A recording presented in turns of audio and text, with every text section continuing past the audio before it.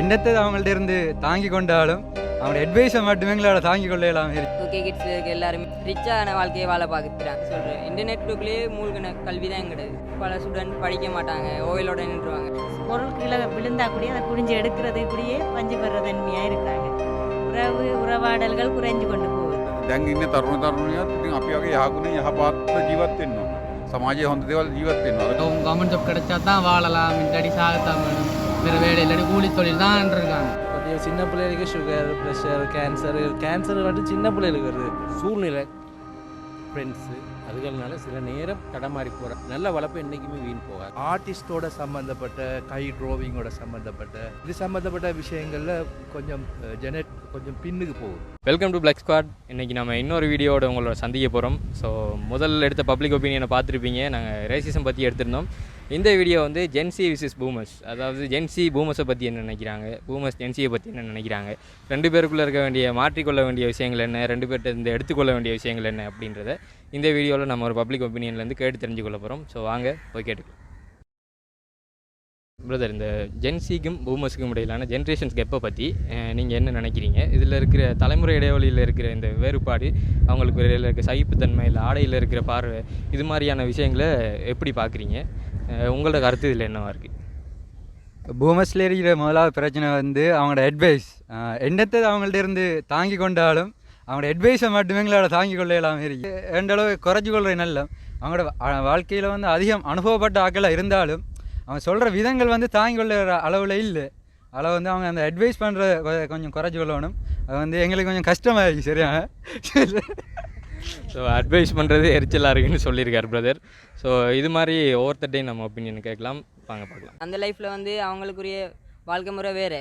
ஃப்ரெண்ட்ஸாக ஜோலியாக ஃபோன் அப்படி. இப்போதைய கால ஜென்ரேஷன் வந்து ஒரு ஃபோன் இருந்தால் ஒரு ஃப்ரெண்ட்ஸ் தனியாக பிரிஞ்சு உடஞ்சி இருப்பாங்க. முந்தைய ஜென்ரேஷன் ஸ்கூல் விட்டா ஃப்ரெண்ட்ஸ் விட்டா கிளாஸ் அப்படின்ட்டு அந்த லைஃபே வித்தியாசமாக இருந்திருக்கும். ஓகே கிட்ஸில் இருக்க எல்லாருமே ரிச்சான வாழ்க்கையை வாழ பார்க்குறாங்க. 90 கிட்ஸில் இருக்காக்கெல்லாம் அப்படி இல்லை. அந்த காலகட்டத்துக்கு ஏற்ற மாதிரி வாழ்ந்துருக்காங்க. அதனால் அவங்களோட வாழ்க்கை முறை வேறு, எங்களோட வாழ்க்கை முறை வேறு. 90 கிட்ஸில் அப்படி இல்லை. வீட்டு கட்டுப்பாட்டாலே வாழ்ந்ததால் நிறைய இதை அவங்க இழந்திருப்பாங்க. ஆனால் இப்போ இருக்காக்கள் நிறைய சந்தோஷத்தை ஹாப்பியாக எல்லோரும் சேர்ந்து கொண்டாடுறாங்க. ஆனால் அப்போ இருந்தாக்கள் இதெல்லாம் நிறைய மிஸ் பண்ணியிருப்பாங்க. இப்போத்திய மாதிரி மொபைல்ஸ் அப்படி ஒரு ரிச்சான வாழ்க்கை வாழ்ந்துருக்க மாட்டாங்க அவங்க. ஆனால் நாங்கள் எல்லாத்தையும் வாழ்ந்து கொண்டிருக்கோம். இப்போ அவங்கள்ட்ட இருந்து நாங்கள் மிஸ் பண்ணுறேன்டா அவங்களோட லைஃப் வந்து ரொம்ப இதாக இருந்திருக்கும். எங்களதில் அப்படி ஒரு இது இல்லைன்னு தான் நாங்கள் கவலைப்படுறோம். இப்போ நாங்கள் மொபைலில், இன்டர்நெட்டில், லைவில் எல்லாம் கிளாஸ் அப்படி இப்படின்னு சொல்லி நிறைய இதை மாற்றத்தை கொண்டு வந்துட்டாங்க. அதனால் எங்களோட கல்வி வேறு, அவங்களோட கல்வி வேறு. எங்களோட வந்து எப்படி ஆன்லைன் கிளாஸ் அப்படி இப்படின்னு நிறைய இருந்தது. ஆனால் அந்த காலத்தில் அப்படி இல்லை. அவங்க கிளாஸ் போகிறேன்டா டீச்சர்ஸ் மாற வீட்டை போய் தான் கிளாஸ் எடுக்கணும் அப்படி இருந்த ஸ்ட்ரிக்டான வாழ்க்கையில் வாழ்ந்துருந்தவங்க. கரண்ட் கூட இல்லாமல் அப்படியெல்லாம் படிச்சிருந்துருப்பாங்க. எங்களதில் ஃபுல்லாகவே ஒரு எப்படி சொல்கிறேன், இன்டர்நெட்டுக்குள்ளேயே மூழ்கின கல்வி தான் எங்களது. இப்போ இருக்கிறார்கள் கல்வியில் இது படி பார்த்தா மிஞ்சி போனால் பல ஸ்டூடெண்ட் படிக்க மாட்டாங்க, ஓயிலோட நின்றுவாங்க. அப்படியான இதில் இருக்குது. ஏன்னா இந்த இன்டர்நெட் வந்ததுலேருந்தே நிறைய மாற்றங்கள் 2K கிட்ஸில் காண முடியதான் இருக்குது.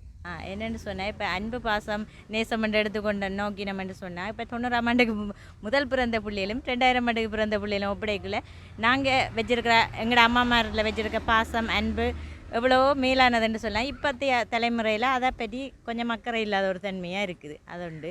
மற்ற உணவு விஷயத்துலேயும் நாங்கள் வந்து எங்களோட பிள்ளைகளுக்கு எந்த உணவை செலக்ட் பண்ணி சாப்பிடணும், அப்படி எது ஆரோக்கியமானன்றது தெரியாது. ஆடம்பரமான உணவுகளை தான் இப்போத்தைய தலைமுறையாக விரும்புகிறாங்க. சரியா? அது ஒரு பிரச்சனை. மற்ற அந்த உடல் ரீதியான இதுகளும் உடற்பயிற்சிகள் அப்படி இல்லை. கொஞ்சம் அந்த பழையாக்களுக்கு இருக்கிற உற்சாகத்தன்மை இப்போதைய ஜெனரேஷனில் ஒரு சோம்பறித்தன்மையான ஒரு இயல்புன்னு காணப்படுது. ஏதாவது ஒரு பொருள் கீழே விழுந்தா கூடிய அதை குடிஞ்சு எடுக்கிறது கூடயே பஞ்சு பெற தன்மையாக இருக்கிறாங்க. அப்படி நிறைய விஷயங்களில் வேறுபாடுகள் இருக்குது. கல்வி விஷயத்துலேயும் தானே. இப்போ அப்போ இருந்த பிள்ளைகளுக்கு வந்து கல்வி வசதிகளை கற்றுக்கொள்கிறதுக்கான வாய்ப்புகள் குறைவு. இப்போ பிள்ளைகளுக்கு எவ்வளவோ சலுகைகள் இருந்தாலும் அவங்க வந்து சில பொழுதுபோக்குகள் இப்படியான இதுகளில் ஈடுபாடுகள் கூடுதலாக இருக்கிறதால கல்வி அறிவில் கொஞ்சம் பின்தங்கி கொண்டு போகிறாங்க. இது மாதிரி அவங்களோட உறவு முறை வந்து சமூகத்தோடையும் அவங்களோட உறவினர்களோடையும் நண்பர்களோடையும் எப்படி இருக்குது? இப்போ முன்னே இருந்த அளவுக்கு எமோஷ்னலாக கனெக்ட் ஆகுறாங்களா, இல்லை அதிலேருந்து கொஞ்சம் விலகி தனித்துவமாக போகிறாங்களா? ஒரு மனுஷன் முதல் எங்களோட வீட்டுக்கு ஒரு மனுஷன் வந்தாங்கடா இருந்தால் கதைச்சி பேசி தொடர்பாடுகள் கூட. இப்போ ஒரு ஆக்கள் வந்திருந்தாலும் கதைக்க டைமில் அவங்க மொபைல்லையோ கம்ப்யூட்டர்லேயோ அதுகளில் தான் இருந்து கொண்டிருப்பாங்க. ஆக்கள் அந்த உறவுகள் வருமென்று சொல்லி அதுகளை பற்றி சிந்திக்கிறது இல்லை. ஒரு ஃபோன் இருந்தால் ஒரு மனுஷனுக்கு பொழுதுபோக்கு காணுமென்ற ரீதியில் இருக்கிறாங்க. அதால் உறவுகள் உறவாடல்கள் குறைஞ்சு கொண்டு போகுது. நீங்கள் அவங்கள்ட்ட இருந்து கற்றுக்கொள்ளணும், இல்லை இந்த ஜென்ரேஷன் கொஞ்சம் இந்த விஷயத்தில் சிறப்பாக இருக்காங்கன்னு ஏதாவது நினைக்கிறீங்க? இந்த விஷயங்களை கொஞ்சம் தெளிவாக நுட்பமாக இப்போ அந்த நாளையாக்களுக்கு சில விஷயங்களில் கொஞ்சம் வளர்ச்சி இல்லாமல் இருக்குது. இப்போதைய தொழில்நுட்ப அறிவில் டக்குன்னு பிடிக்கக்கூடிய ஒரு தன்மையில் இருக்கிறாங்க. ஆனால் அவங்க சில இதுகளை விட்டாங்கன்னா இன்னும் முன்னோக்கி கொண்டு போகலாம். එන්න හොඳයි කියලා කියන්න බෑ. අපේ කාලේ නම් හොඳයි. දැන් පරිසර දූෂණය වෙලා සමාජයේ දූෂණය වෙලා සියලුම දේවල් දූෂණය වෙලා තියෙන්නේ.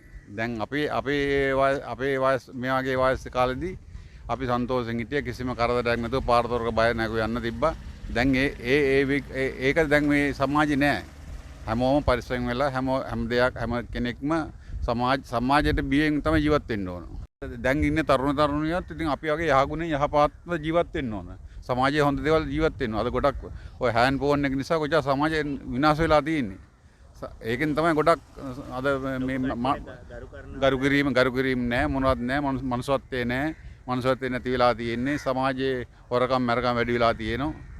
ඉස්සර කාලේ අපිට බයසක් නැතුව නහ යන්න පුළුවන්, ගෑනු ළමකට යන්න පුළුවන්. අද ඒක නෑ. ඉතින් ඒ වගේ දේවල් තමයි අද සමාජයේ තියෙන්නේ. அந்த காலத்தில் வந்து கவர்மெண்ட் ஜாப் கிடைச்சா தான் வாழ்க்கைன்ட்டு இருந்தவங்க. இந்த காலத்துலேயும் வந்து எங்கிட்டையும் அதே தான் திணிக்கிறாங்க. கவர்மெண்ட் ஜாப் கிடைச்சா தான் வாழலாம், இல்லாட்டி சாகத்தான் வேணும், வேறு வேலை இல்லாட்டி கூலி தொழில் தான் இருக்காங்க.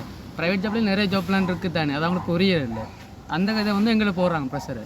அக்கா நாங்களும் கவர்மெண்ட் ஜாப்புக்கு தான் படிக்கணும், விட்டால் வேறு வேலையே இல்லை மாதிரி தான் இருக்காங்க. அது மாதிரினா காணுமண்ணா. இப்போ அந்த காலத்தோட ஒப்பிட்டு பார்த்தோம்னா அவங்க வந்து நல்ல ஆரோக்கியமான உணவு, எல்லாம் இயற்கையான உணவுலாம் சாப்பிடும். இப்போ வந்து எல்லோரும் கடை தான். சொமேட்டோ ஸ்விக்கிலேருந்து எல்லாமே கடைக்கு போகிறதால வந்து வருத்தங்கள் மட்டும் கூட்டிகிட்டு போகுது. இப்போ சின்ன பிள்ளைகளுக்கு சுகர், ப்ரெஷர், கேன்சர் மட்டும் சின்ன பிள்ளைகளுக்கு வருது. அதனால் வந்து இப்போ என்ன சொல்கிற, கடை சாப்பாடை வேண்டாமல் வீட்டை இயற்கையான சாப்பாடு என்ன சொல்கிற, கடையிலேயும் வந்து மரக்கறிகள் வந்து இப்போ கெமிக்கலாக இருக்குது. வீட்டே இடம் இல்லை தான், முடிஞ்ச அளவுக்கு ஒரு பொட்ஸு அதாவது அப்படி வச்சு ஒரு மரக்கறிகள் எடுத்து அதுக்குள்ளே வீட்டு தோட்டம் செஞ்சு அதுலேருந்து உணவுகள் எடுத்து சாப்பிட்றதால வந்து சின்ன பிள்ளைகள் வந்து கொஞ்சம் நீண்ட காலம் ஆகலாம். இப்போ சின்ன பிள்ளைகள வந்து மேக்ஸிமம் 50-55 தான் போகுது. இப்போ அந்த ஆயுட்காலத்தை கூட்டுறதுக்கு வந்து ஒரு இயற்கையான உணவு, பாரம்பரிய உணவுகளை வந்து பின்பற்றினா வந்து அவங்க கொஞ்சம் ஆரோக்கியமாக இருக்கலாம்ன்றது என்னோட கருத்து. அந்த காலத்தாக்கள்கிட்ட நாங்கள் அதை கற்றுக்கொள்ளலாம்னு என்னோட ஒப்பீனியன். எங்களை மாதிரி சீரியஸாக இல்லாமல் அந்தந்த நேரத்தில் அந்த மோமெண்ட்டை சரியாக டிசிஷன் எடுத்து வாழ்ந்துட்டு போகிறது தான் அவங்களோட லைஃப் ஸ்டைல். நாங்கள் இன்றைக்கி யோசிப்போம் நாளைக்கு என்ன பண்ணுறதுன்னு. அவங்க அப்படி இல்லை, அந்தந்த நேரத்தில் அந்த மூமெண்ட்டுக்கு தகுந்த மாதிரி வாழ்க்கை எடுத்துகிட்டு போகிறாங்க. அவங்க உங்கள்கிட்ட இருந்து ஏதாவது கற்றுக்கொள்ளணும்னு நினைக்கிறீங்க? எங்களோட பெரியவங்களுக்கு எப்படி மரியாதை கொடுக்குறது, சொந்த பந்தங்களோட எப்படி பழகிறது, அதுகள் மற்றது நாங்கள் எங்களோட தாய் தப்பனுக்கு எதை செய்தோமோ அதை எங்கள்கிட்ட இருந்து கற்றுக்கொண்டு அவங்க பெரியவங்கள்ட்ட நடந்துக்கிறேன்னு அதை நாங்கள் கண்கூட பார்க்குறதுனால எங்களுக்கு பெருமை தான். எங்கள்கிட்ட இருந்து நல்ல விஷயத்தை கற்றுருக்குறாங்கன்ட்டு. ஓவரால் பிள்ளைகள் எல்லாமே நல்லவங்க தான்.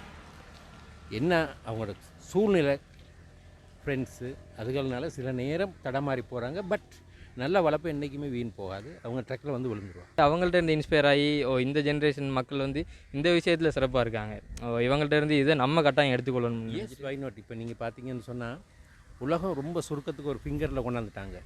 நாங்கள் எதையாவது ஒன்று போட்டு மண்டையை குழப்பிக்கிட்டு நேரம் உடனே தட்டி பார்த்துட்டு சொல்லுவாங்க, அப்பா இது இங்கே இருக்குது, அது அங்கே இருக்குது, ஒன்றும் யோசிக்க தேவையில்லை. டிக்கெட்டுக்கு உங்களுக்கு வேணுமா, ட்ராவலிங்க்கு ஏதாவது செய்ய வேணுமா, அதெல்லாம் பார்க்குற நேரம் எல்லாம் ஃபிங்கர் டிப்பில் செய்யணும்னு பெருமையாக தான் இருக்குது. நாங்கள் கஷ்டப்பட்டதுக்கு பலன் கிடைச்ச மாதிரி ஒரு சந்தோஷம் தான். ஆர்ட், டிசைன்ஸ்,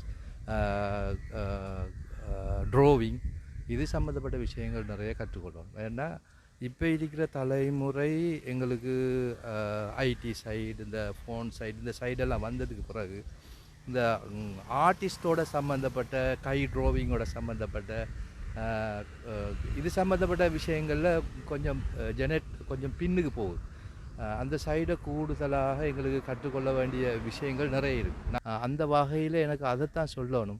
அதாவது ஐடி சைட், ஃபோன் இந்த சைடுகள்லாம் வளர்ந்துக்கத்தால் இந்த கையால் செய்யக்கூடிய இந்த ட்ராவிங் சைட், சிந்தனை சைடுக்குள்ளால் வரக்கூடிய இந்த சைடுகளில் கொஞ்சம் இந்த தலைமுறை கொஞ்சம் பின்னுக்கு போய்த்துக்கிட்டு இருக்குது.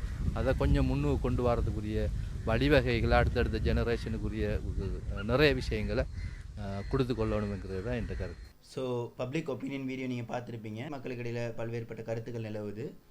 இது சம்மந்தமாக ஒரு ஃபுல்ஃபில்லான ஒரு வீடியோ நாங்கள் அடுத்து போஸ்ட் பண்ண போகிறோம். அதுக்கு உங்களோட ஆதரவை நாங்கள் எதிர்பார்க்குறோம். இந்த வீடியோவை லைக் பண்ணுங்கள், எங்கள் சேனலை சப்ஸ்கிரைப் பண்ணுங்கள், அண்ட் வீடியோ உங்கள் ஃப்ரெண்ட்ஸ் எல்லாருக்குமே ஷேர் பண்ணுங்கள். தொடர்ந்து இணைஞ்சிருப்போம். And let's talk humanism.